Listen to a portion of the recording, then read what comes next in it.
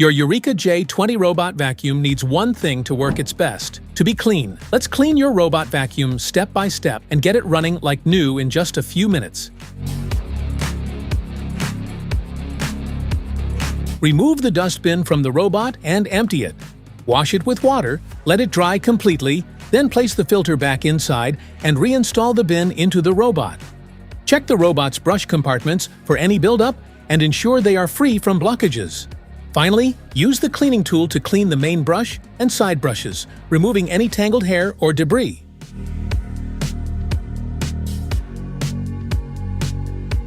Remove the water box from the robot. Wash it thoroughly with water and let it dry completely before reinstalling. This prevents odors and keeps the system clean.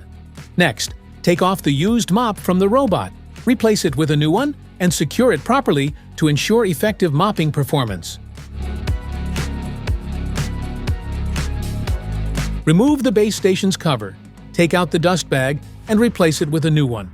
Next, remove the cleaning tray, wash it thoroughly, let it dry completely, and reinstall it. Then, take out the water tank, empty the dirty water, wash the tank, refill it with clean water, and place it back into the base station securely.